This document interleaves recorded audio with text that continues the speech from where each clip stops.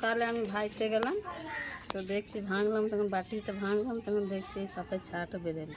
কি বলতে এটা? পোলট্রির ডিম।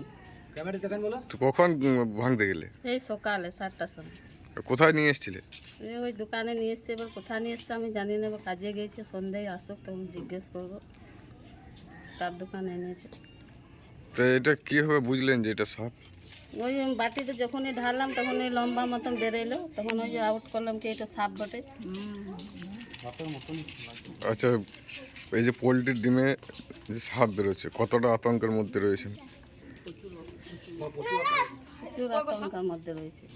কতটা ভয় লাগছে? এটা যদি আপনি না দেখতেন, ঢেলে দিতেন? তো এই খেয়ে নিত, এবার বাচ্চা ছেলে খেয়ে নিত, যেতে কুচু হয়ে যেত, এই ডিম যেমন বন্ধ হয়ে যেত। এই যদি রাত্রেই ভাইতাম তাহলে কি হতো?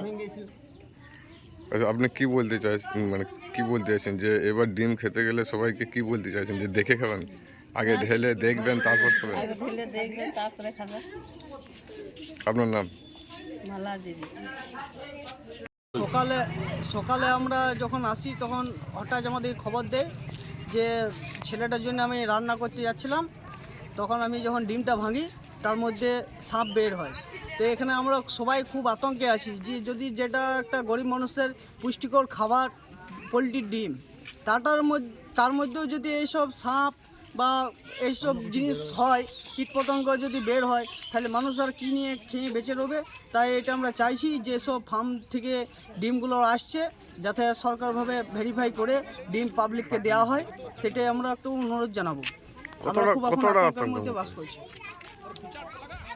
আমাদের এখানে যে খোট্টাডি শ্যামলা অঞ্চলের খোট্টাডি গ্রামে আজ যে ঘটনা ঘটেছে, একটা পোলট্রি ডিমের মধ্যে সাপের ছা বেরিয়েছে, এরকম হয়তো আরও ডিমে বেরোতে পারে।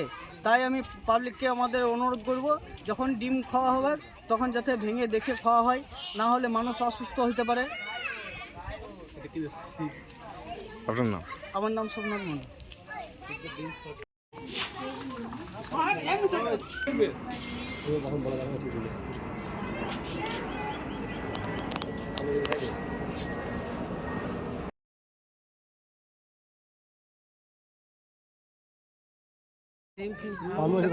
কাঠি কই ले ले काटी को तोल ये सर आने पड़ रहे रोड चले डबल काटी जाए और खुचाट तो लगा ঠিক আছে, बस और भीतर लगा ঠিক আছে,